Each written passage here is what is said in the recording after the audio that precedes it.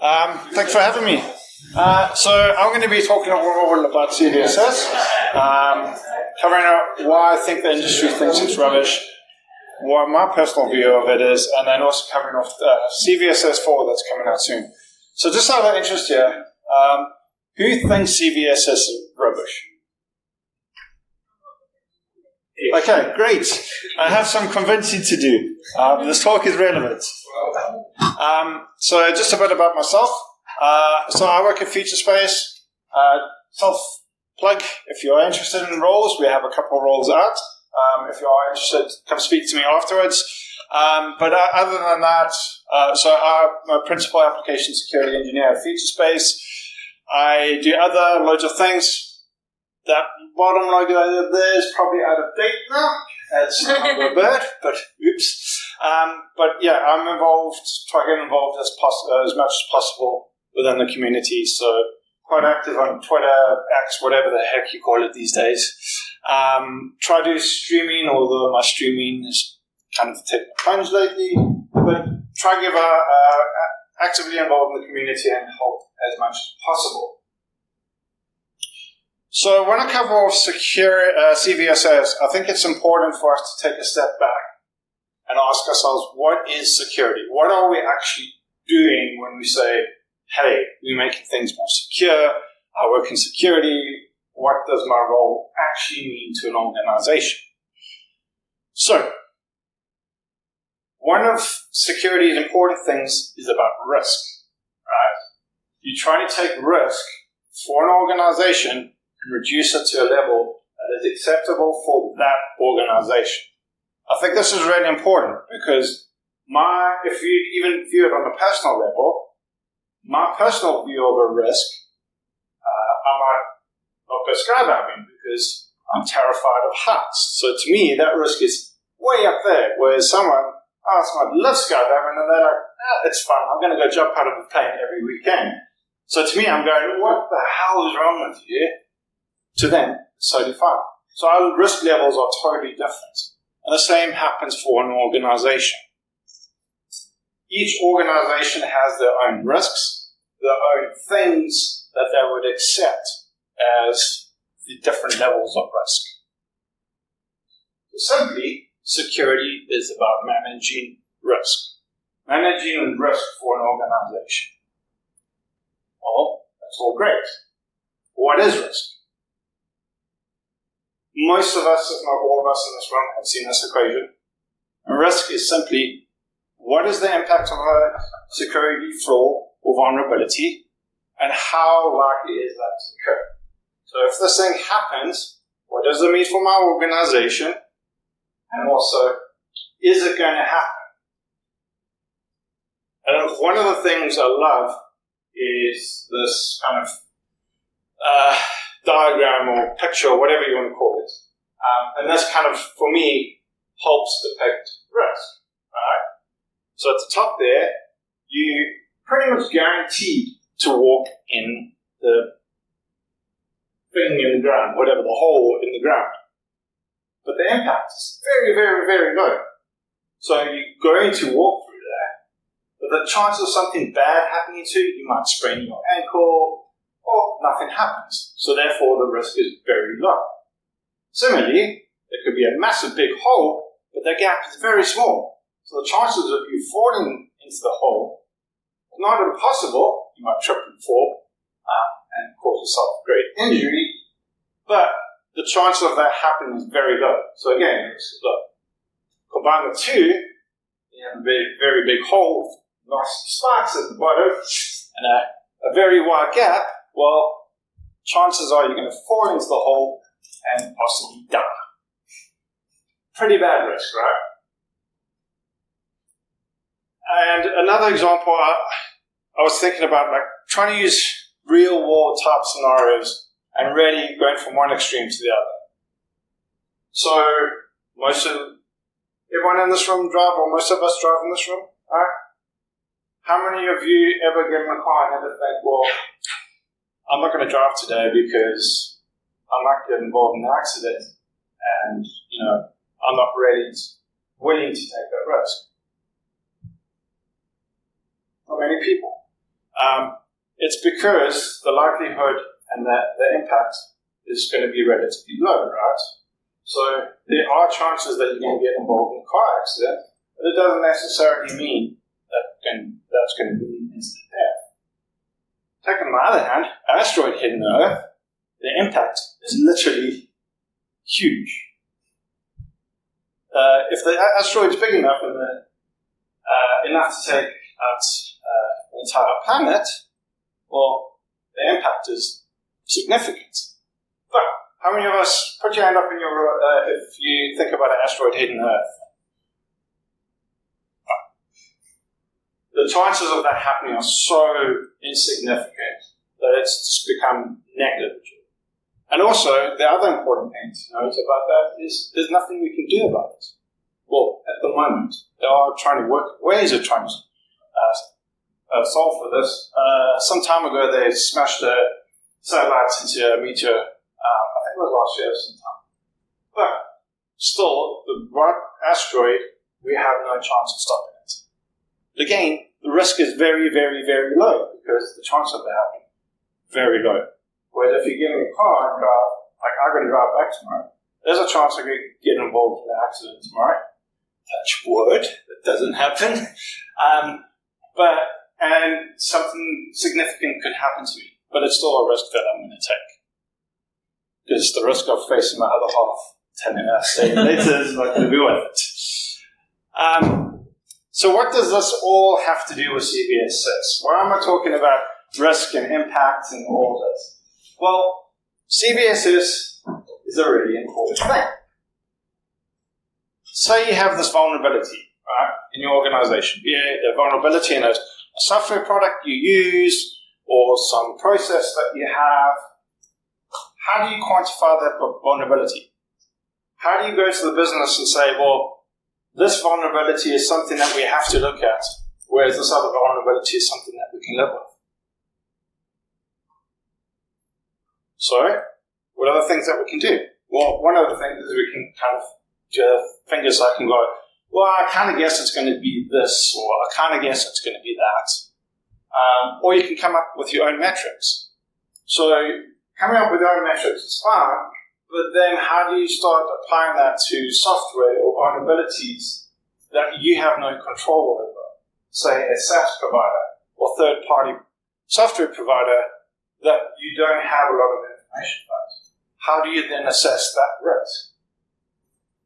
And this is where Cvss starts coming into play.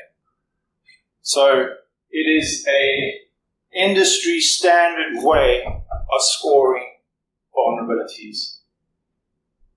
I'm going to hesitate and say not necessarily risk, but it is a way of scoring, and I'll go into a bit more detail of more the impact of a vulnerability. But the important thing is it's a common language that we can use across the board. Microsoft has a vulnerability, they will use this metric. Someone doing an open source project has a vulnerability, they'll be using the same metric. So therefore, we hopefully, and it's not always the case, but generally measuring things on the same kind of wavelength. So just a bit of history about Cvss. First came out in 2005, was version 1. And then it evolved to version 2. I think I was long enough in the career for that to be around just as it was turning to version 3. So version 2 to version 3 wasn't much of a difference, and then we went from 3 to 3.1 recently in 2019. Are they great? Well, there's a lot of debate online whether they actually provide value. They do have their flaws, but personally I believe they have value. And if you want to go see Cvss hate, put something like that in there. Oops, put the wrong thing in there. Left out the V. But the point is, you still, if you go put in Cvss rubbish or whatever, you'll get results. And also teaches me to double check my spelling. Searching things. My opinion is people use Cvss incorrectly. Alright. I've seen many tools. So Jira is another classical example. I've heard many people go, oh, Jira's horrible. I hate Jira. I love Jira. That could be because I'm weird. I like Teams. So, yeah, probably I'm weird. But my view of Cvss and even Jira is they're both fantastic tools. They're both fantastic metrics. It's just not used correctly. Like many things, if you don't use it correctly, it's not going to do what it's supposed to do. And there, yes, it's going to be rubbish. So take, for example, Log4j. Anyone not familiar with Log4j, the vulnerability that came out? Well, just in case anyone's watching, just give a very brief overview of what it was. So Log4j is a logging framework or library for Java. Making it clear, Log4j is not Java. Many people jump to the assumption.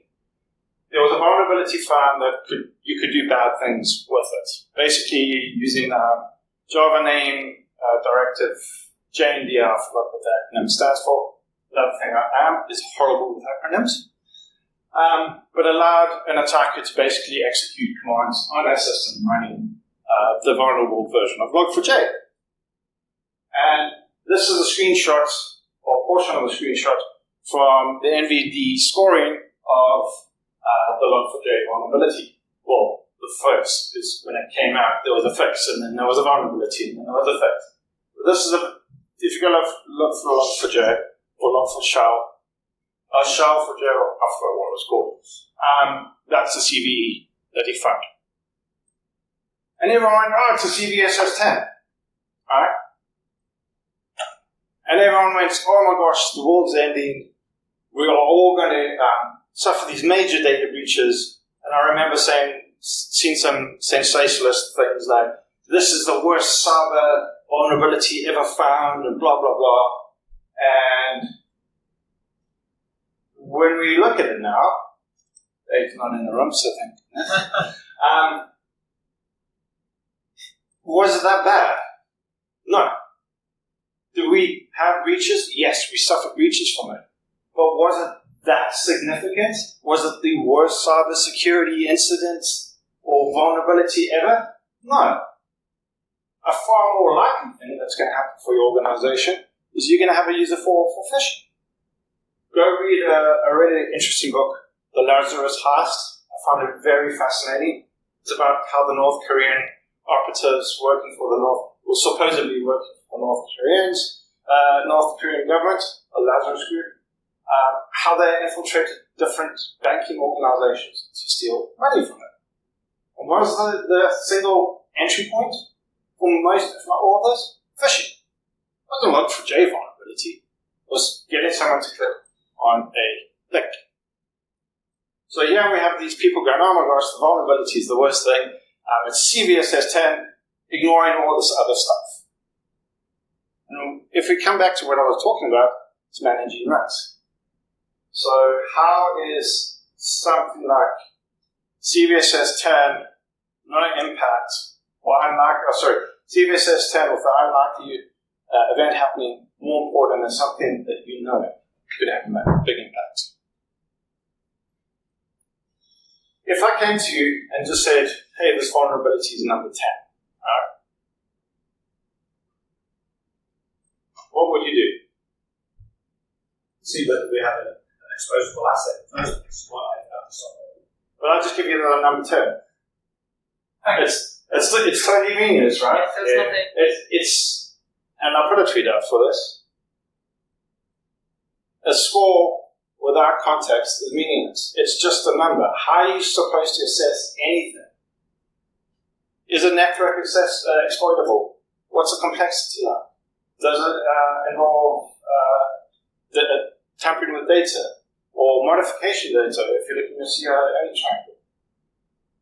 So what we should be doing is, rather than focusing on the score, one thing I always say about Cvss, focus on the vector. The score, it can kind of help, but for me, far more important is the vector. I can work out, well, is a network exploitable? How hard is it to exploit? What does it mean if it's actually being exploited? That to me is going to mean far more when I'm assessing the vulnerability, rather than going, oh Wright's top score must stop everything and fix it. So when you compare those two, you get far more information. You can make a more informed decision. And that's the important bit. Making that decision based on information that's relevant to your organization. And when you break it down, so one of the nice things with the MBD calculator is you can see all the different graphs and that, but you can then also one of the things with CVSS is, again, when people don't do it properly, is they just go base score, they don't actually modify it for the environment. So in this case, Log4j, one of the things that drove me up the wall was, someone could get remote code execution on the box. Yes, they can. Now you're running a custom application. That level of complexity for them to be able to actually exploit it is significantly more, because they most likely need access to the logs in order to see what the payloads do. Otherwise, they'll just be completely blind, sending all these requests. Is those fields that they can control, are those even being logged? Hacker doesn't know it. So now you start modifying the score and adding in things like environmental support metrics. And that's what it was designed for. Making sure that you can customize the score so you can score it for your own environment. So now you're starting to tweak the score so you can have more relevant information when you go to security teams or CISO or other teams saying, hey, this is why we need to fix this. Or this is why this isn't such an issue that we have to worry about. Or even talking to your customers. Some of them might be, all right, so Log4j, you have to fix it now. Or you go, hold on. Let's look at the score. This is why we don't think it's such an issue. Because it's an industry standard, you're now speaking on that same language. This is the other thing that drives me up the wall when trying to assess vulnerabilities. Here works with trying to assess vulnerabilities. Basically, vulnerability management. This is taken from the MBD for the vulnerability for work. I kid you not, that was the description. How are you supposed to do anything with that when you're trying to evaluate the risk that poses you? Yeah. So this is me, firstly working out, okay, well, what does this actually mean? Then I get frustrated because I'm trying to assess this vulnerability and I just can't figure out what the heck I need to do with it. And then I just give up and just go find a corner somewhere and just cry. As I mentioned at the beginning, I kind of alluded to this. So when we view risk, it's the impact and the likelihood. Cvss, unfortunately, is very focused on impact, not so much likelihood. The only real field they have there is difficulty in exploiting, and that you could kind of relate to likelihood. Sure, you could also take things, maybe the attack vector, which is a network exploitable, local, so on and so forth. But in reality, most of it's more biased towards impact. But wait, Cvss 4 is coming. So the new Cvss version is coming out soon. I'll have time on that. So is it going to actually solve everything and be our magical bullet? Well, if you compare some of the differences between Cvss 3 and Cvss 4, I've just listed the basic sections there. I was trying to figure out a way, I was trying to show this in a non-boring way, just going around the text. So hopefully this will help. But there are now more sections, which I think is good. I'm going to a little bit of it in detail shortly. So one of the big differences is there's the base metrics, then there's environmental, but then you have those kind of exploitable, vulnerable, subsequent. So the idea behind the vulnerable system metrics and subsequent metrics is, okay, well, this system's been exploited. What can an attacker then do from that system? So in the past, it was just very much a binary yes or no. It was I think, scope, changed or unchanged. Now there's a bit more scoring to say, okay, if the attacker exploited this vulnerability, can they then use that to kind of see that effects? The other thing is we have the supplemental metrics, and this is a really cool thing, I think. So what happens here is typically the supplier, producer of that software or system or whatever, would typically fill that out. Because one of the more difficult things is we didn't have the contacts from those who know the system, right? Those who should be able to answer all the real hard questions of like, how bad is this to exploit? What does it mean if it's exploited?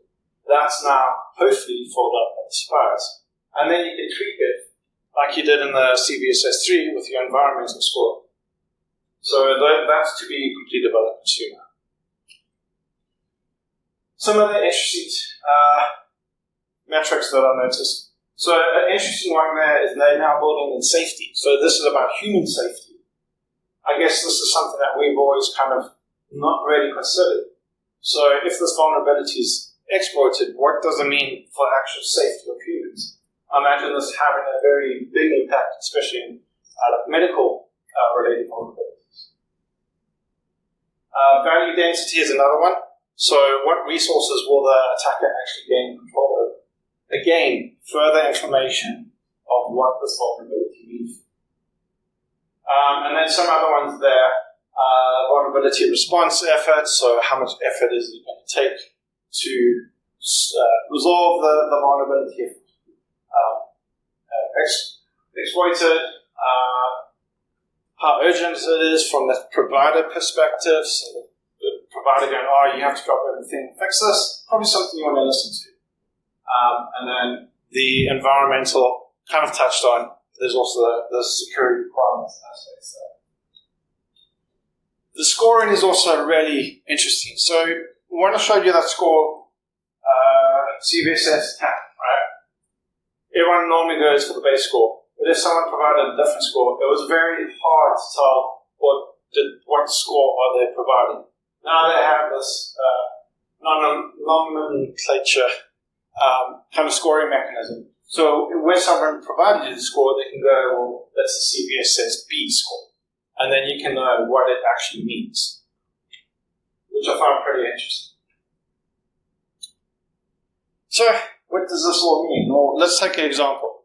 And I think this is really important because it highlights how this extra information is meaning that you get a more accurate score. So if we take Log4j, for example, what it is I scored the one that I showed originally. So I did use the base score and then modified for a pseudo system and it resulted in 7.7. I then took the same system and rated for Cvss 4 and it suddenly went down, which is good because in my view the median was a more reflective measure of that risk for that specific vulnerability. Where an attacker would have to go through a lot more hoops in order to exploit it. The exploit might have not been that significant. You also get a lot more information now. So you can see that vector string. Top one, split there. Bottom one, far, far more. So, Cvss timeline, what does that mean? So in July this year, they started the public preview, so it's all after you can actually go see it on the first site. Review the whole specification, play around with the calculator. The comments are still open for 4 more days, I think. Be quick, you can get them in. No, actually, I think they closed. They're just reviewing them, and then the go live is the end of October. So, $1 million question: will Cvss solve all our problems? Hands up if you think it will. No. So it does a far better job of impact measuring the impact, but unfortunately the likelihood it's still a bit it's still not answering that.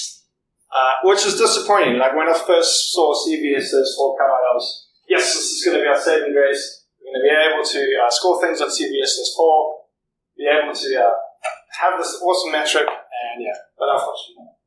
But I still think it's really important, and there are some other things that we can leverage to help, and these are the ones that help with more the likelihood aspect. So EPSS is exploits prediction scoring system. So that measures, I think, a scale of 0 to 1 of how likely a vulnerability is to be exploited by an attacker. There's a tool out there called Dependency Track that takes the EPSS and the CVSS score, puts them on two matrices. So I think it's the CVSS score on the x-axis and the EPSS on the y-axis. So you now basically have quadrants that you can go to and say, well, if it's in the top quadrant, we kind of need to look at those, and then you work your way down. The other really useful tool that's becoming more plugging up my email box more and more these days, which is worrying, is the CISA Known Exploited Vulnerabilities Catalog. And this is something that's maintained by the US government, and it's about the vulnerabilities that attackers are actually exploiting out there in the world. So the idea behind this is if you've got any infrastructure that you suspect the attacker may be able to access, and you get one of these notifications for vulnerability in that, drop what you do, fix it. Because it's not a likely attacker may do this, the attacker is doing this. So the $1 million question, I'm actually interested to see from the audience. Hopefully I convinced those at the beginning.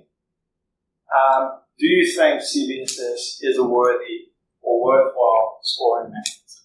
Anyone who still disagrees? Okay, I've failed. I'm done. I'm going to go home. No. I mean, it's going to take a lot of convincing.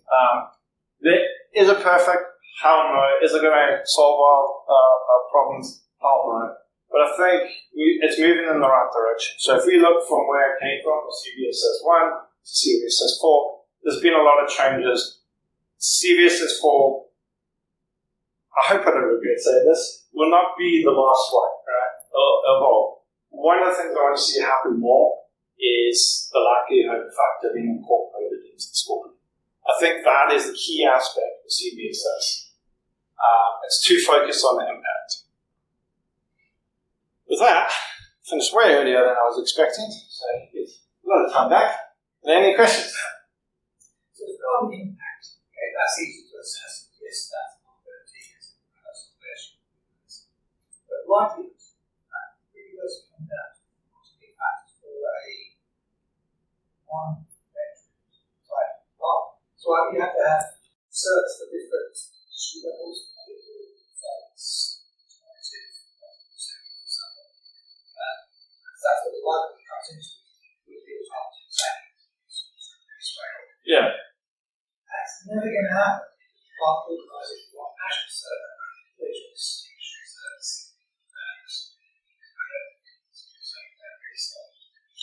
It's not. So organisations I've been trying to score and work out using different scoring to help measure likelihood, and it's still very hard. One of the things I found initially when I was doing this, well, how do you pick metrics? So how do you measure this against that? Try to make it as objective as possible.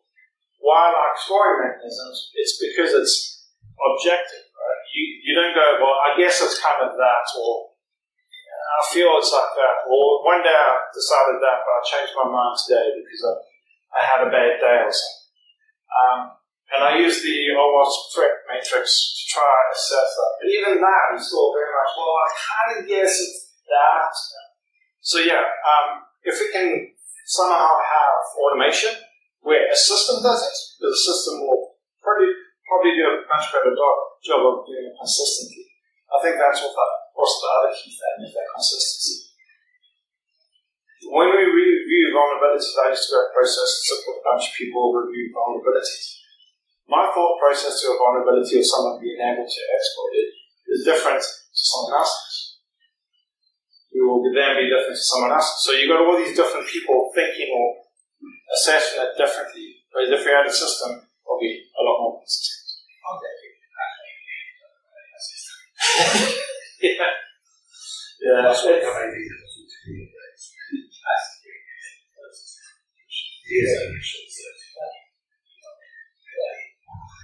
I feel in that case, then it's really said from a better way to assess that organization metric. So, capabilities.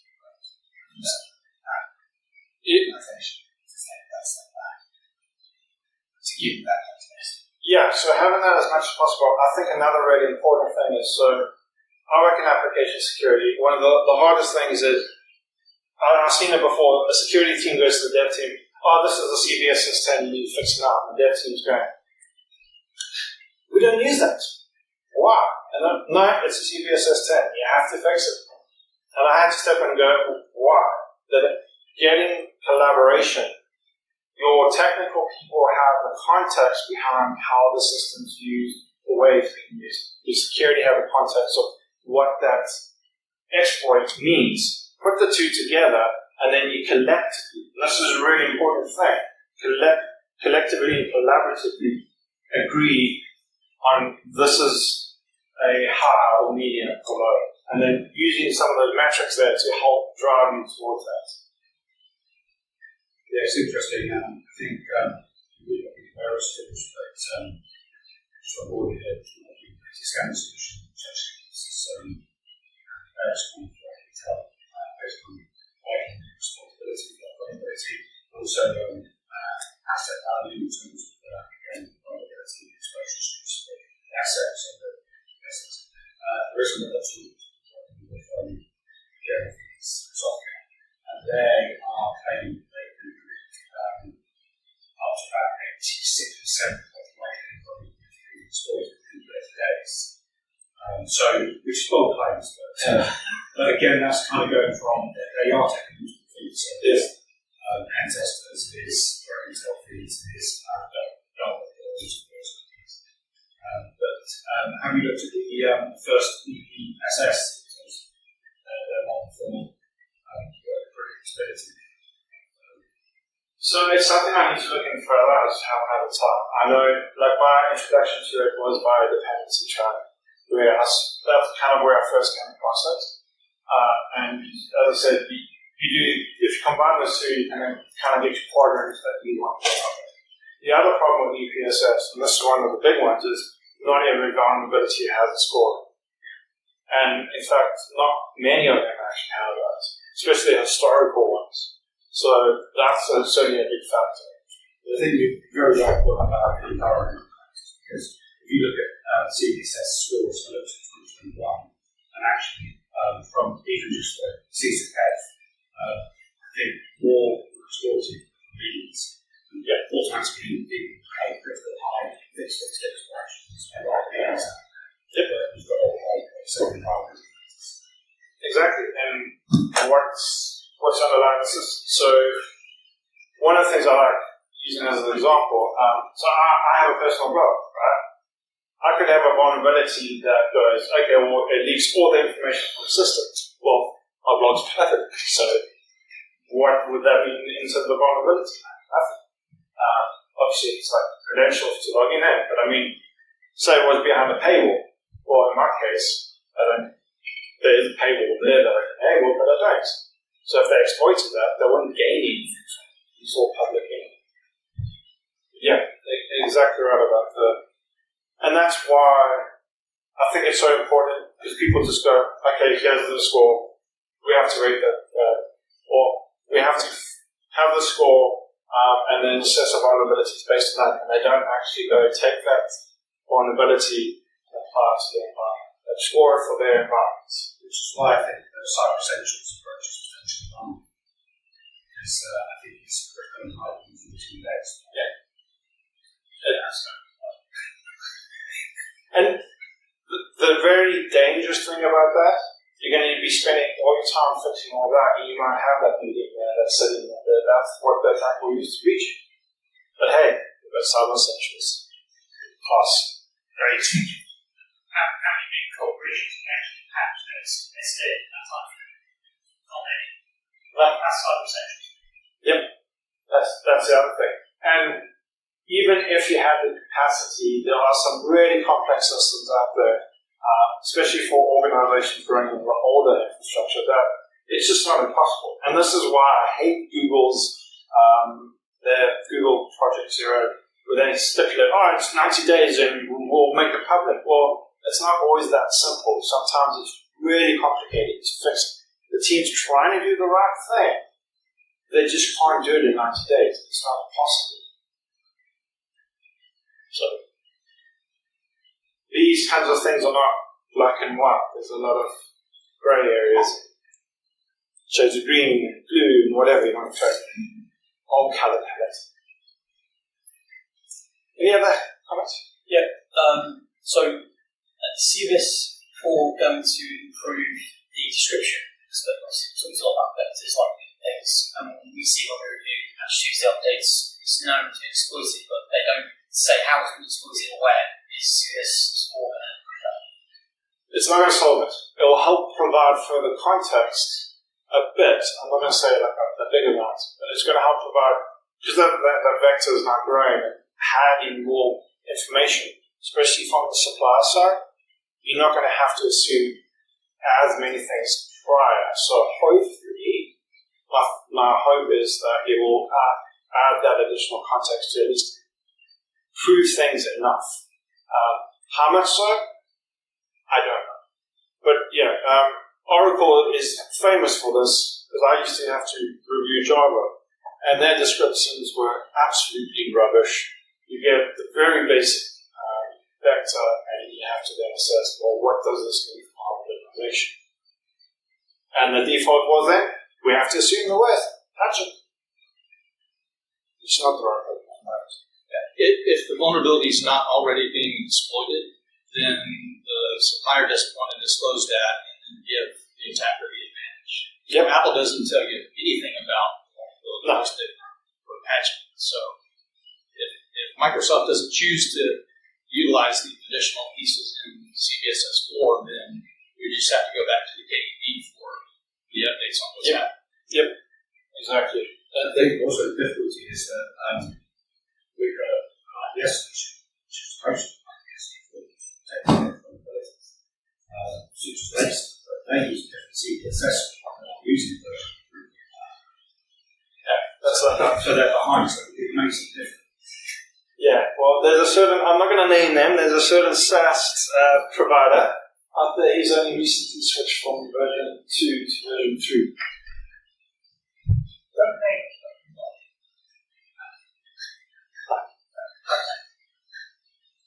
They're lower down alphabetical order. There we go. But yeah, that's again, that's going to be interesting on CVS4, see how quickly vendors adopt it. I'm not holding my breath, and nor do I advise anyone else, because you probably die of suffocation for you. But hopefully I'm wrong. Yeah, with some of the new technologies like the CNAP on the cloud configuration with vulnerability, with UEBA, then you start to look at the full end-to-end risk. And the challenge with getting that back on premise is now you have to have a CMDB and an asset management platform that are all up to date and accurate and build in the vulnerability pieces. It becomes very challenging. Cloud, we may be able to solve this with ML and AI in the very near future. That's actually an interesting point, because I was going to, I forgot to raise it earlier, is vulnerability management involves data. Like the amount of times I've gone to review a vulnerability and going like, I have to collect all this data. The more data I have, the more I'm assessing. So certainly tying into your threat intel, your live running systems, seeing the systems interact, that's all really helpful information when you have to make that critical choice. Is this critical or medium or so on and so forth? And the threat intel aspect is, I think, going to be one of the really important parts in the CISA care stuff. Really, really helpful. Let's hope the bad guys don't cotton onto that. Yeah. All right. Well, thank you all for coming. Hopefully it was somewhat helpful. May have changed slightly a little bit. Maybe I broke it down a little bit more. But yeah. Cool. Thank you.